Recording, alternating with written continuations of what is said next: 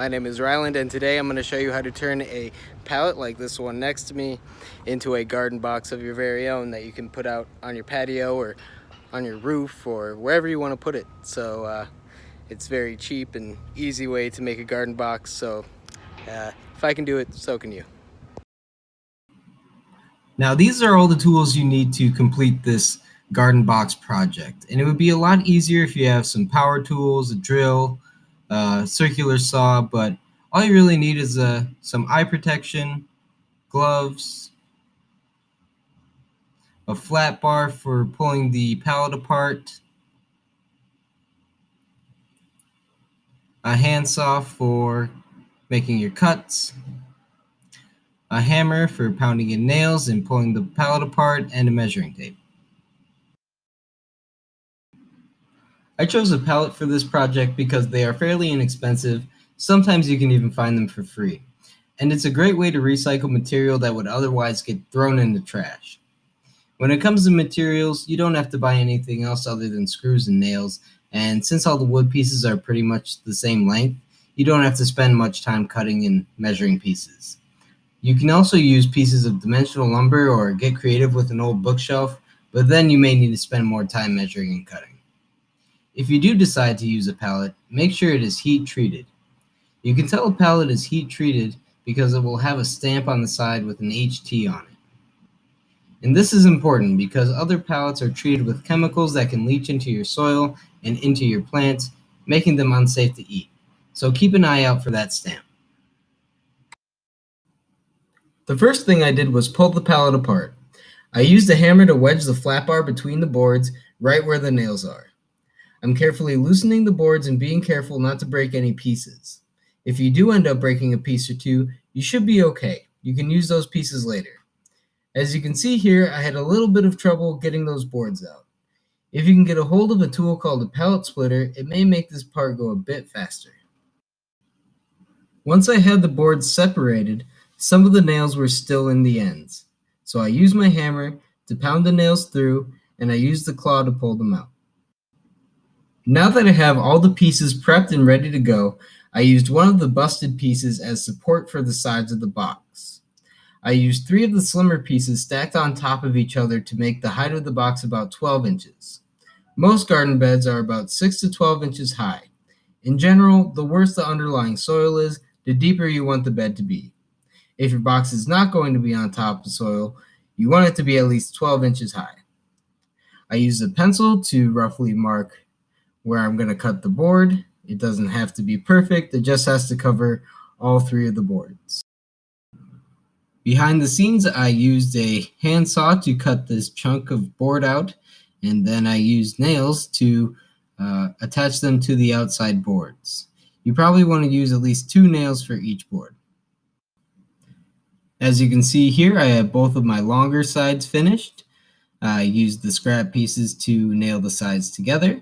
And the next thing I'll do is I'm going to take these pieces, measure them, and cut them in half with my handsaw. And then these will be my shorter sides.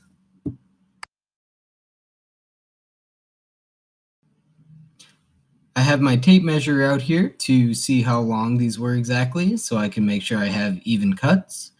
I found out that it is about 40 inches long, so I made a mark at 20 inches. And in order to get a straight line, you can make one mark at the top and then another mark at the bottom, and then use a straight piece of wood to make a line, and then you can follow that line with your handsaw. As you can see here, I use the same technique that I used on the longer sides on the shorter sides here, by using 2 pieces of scrap wood to connect the pieces together.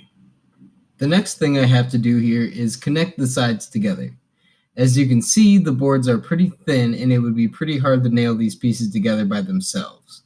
So what I'm going to do is use a chunk of the scrap wood to put in the corners, and I will hammer a nail from the outside into the chunk on the inside from both sides. If you're using screws for this part, you may want to pre-drill your holes to prevent any cracking or splitting of the boards. Here is a closer look at how I used a thicker block of wood to connect the longer side to the shorter side. First, I placed a block of scrap wood on the table, and then I laid the end of the longer side on top of the block. Then, I connected the pieces together by driving the nail through both pieces of wood. I would recommend using at least one nail or screw for each of the boards. Now that the block is connected to the longer side, I propped it up and nailed the shorter side into the block using the same technique. So here's the final product after I've nailed everything together, and this would be perfectly fine if you're putting this on top of grass or some soil outside. You could just fill it up with some soil and start planting, but if this is going to be on a deck made of concrete or wood, you can use some of the remaining scrap pieces to create a bottom using the same technique that I used to put the sides together with the blocks in the corner. Then to keep the soil from falling out the bottom, you would want to put in some landscaping cloth to hold everything inside. To install the landscaping cloth, you want to lay the cloth evenly across the bottom and trim it so it goes about halfway up the box. Then you will want to use a staple gun to secure the cloth all around the inside of the box. Make sure you put some holes in the cloth so water is still able to drain out the bottom of the box, and your plants will thank you for it. For this project, I used the bare minimum of tools and hardware needed to build a garden box. The only money I spent was the $10 for the pallet, and if I had more time, I probably could have found one for free.